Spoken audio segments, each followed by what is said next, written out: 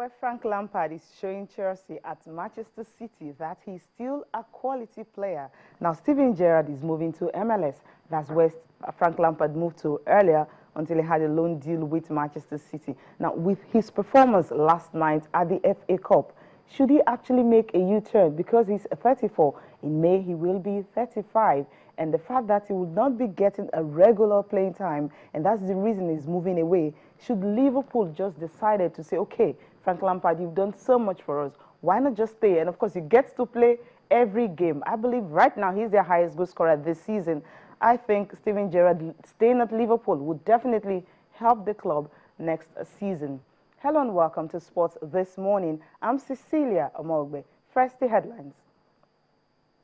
What will a Nations Cup be like without defending champions? Well, it feels for the Super Eagles players and, of course, Coach Amokachi, they feel that it's just 11 days to the tournament and they're still very sad about missing out of the tournament. And 2 moments of class was all Liverpool needed from their main man, departing captain Steven Gerrard, to book a place in the 4th round of the FA Cup. Also on the program, FIFA President Sepp Blatter has a new challenger for his position this year.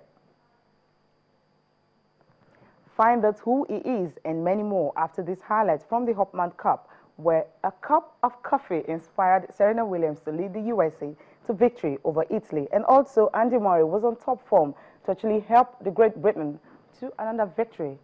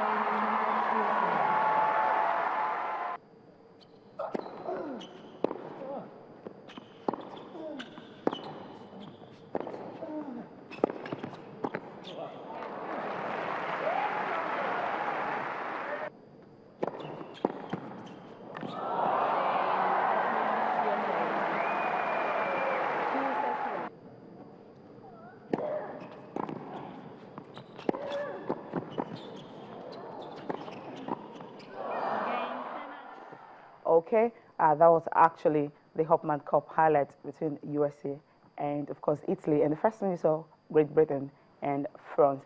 Now, for Serena Williams, she was actually losing 6-8 love. And, of course, when she had a cup of coffee, it was really not for her to continue with the game. A good one for her, a good way to actually start the year ahead of the Brisbane International starting this Thursday. And, of course, much later, you have the Australian Open, the first Grand Slam of the year.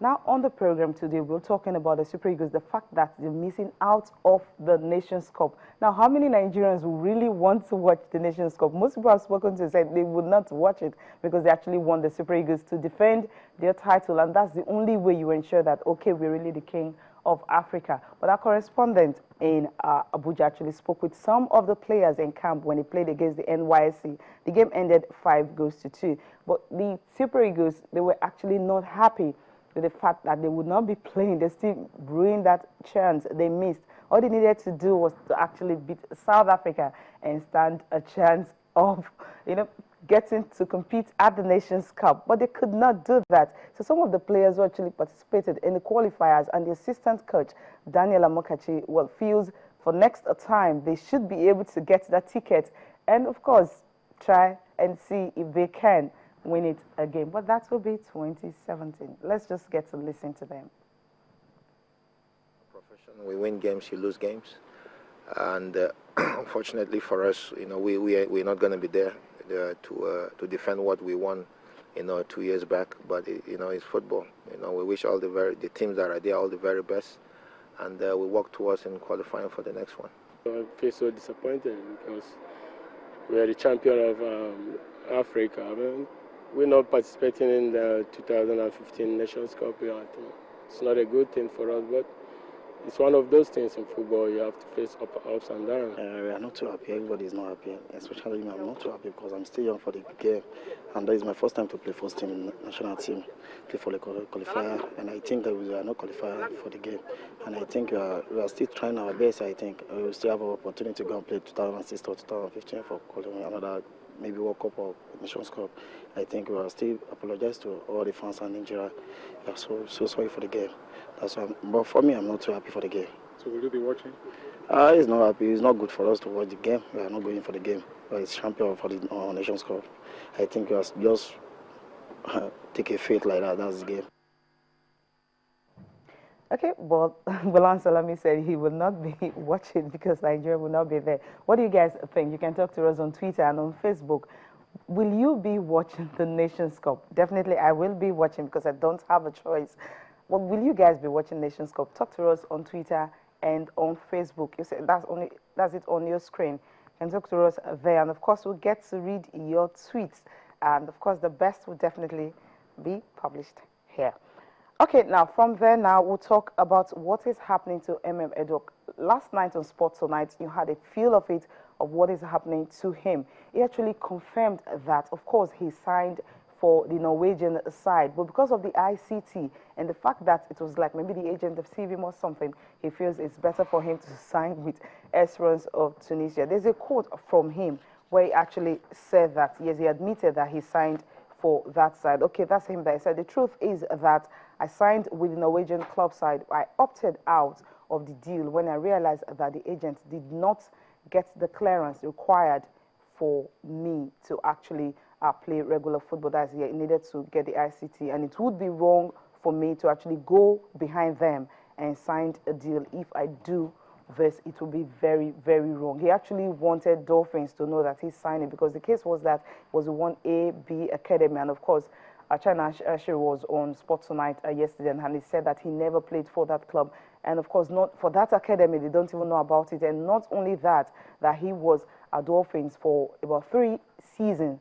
So if he's at Dolphins at 3 seasons, so it simply means he will definitely be the one. That's the club that would be able to, he can get clearance from to sign for any club. Well, NFF have already started investigation into it. Hopefully, we'll get to find out what will happen if the Norwegian side would definitely go ahead with their FIFA threat. They said they were going to report the player to FIFA, and if that happens, we don't know what's going to happen to Edok. Remember, he's one of the brightest stars currently in the Nigerian Premier League, and not only that, he scored about 20 goals for Dolphins last season. And right now, he is at the Super Eagles camp. He was one of those players who played in that friendly yesterday. Amokachi said he wasn't really happy with the performance of the players. Maybe he was expecting what the Flying Eagles usually do, get up to 7 goals and 12 goals and all that, but the players just couldn't do that. But I think they're just coming back from Christmas break, and of course, all of them really need to be fit and be really ready to go. Now, FIFA presidency, there's actually one man, Prince Ali. I believe most people don't really know much about him, but he's Jordanian president. This man says he will be competing against Sepp Blatter in the FIFA presidency later this year. Now, what about Prince Ali. He actually became the president of Jordanian football in 1999 before being elected as the Asian Football Confederation's FIFA vice president in 2011. He has also successfully championed the lifting of FIFA's ban on women actually wearing this hijab when playing football, and was also not one of the members of the officials who called for publications of Michael Garcia's report into the allegations of corruption surrounding the 2018 and 2022 World Cup bids. And another thing is, he said what his focus is going to be is to actually be not on the administrative controversy, but definitely back to sport, because right now that is what FIFA is shrouded in. It's about corruption, about the bid of the 2018 and 2022 World Cups, publications of different reports and all that. But he will definitely be, a good one for, it will definitely be a good one for FIFA, because they actually need someone who can really stand Sepp Blatter. The Jordanian prince is actually 39 years old, so he is very, very young compared to Sepp Blatter. And the election definitely is going to be 29th of May. Well, Sepp Blatter, he's 78 and he's actually seeking a 5th term in office. So if the FIFA officials and executive are really tired of Sepp Blatter, I think there's another man who is really ready to go, wants to shift all the focus back to sports, what the sport is all about, the developments they've recorded over the years, the fact that you're having an African nation hosting the World Cup. Right now you're going to be having a nation from the Middle East hosting the World Cup, and that's another thing people really want to look at, where you have the World Cup being spread around the world, not just only in Europe or South America or even the USA alone, but it's going to be across board, and that's something that Sepp Blatter has done. For Prince Ali, he really wants to see how he can also, contribute his own quota and focusing on the sport. Well, he didn't talk about transparency, but I think since he's part of those people who's actually calling for the publication of Michael Garcia's report, definitely transparency will be one of his watchword. Okay? FA Cup continues today. Everton and West Ham will be in action. Just yesterday, Liverpool, Steven Gerrard was the main man who inspired them to that 2-1 victory over Wimbledon.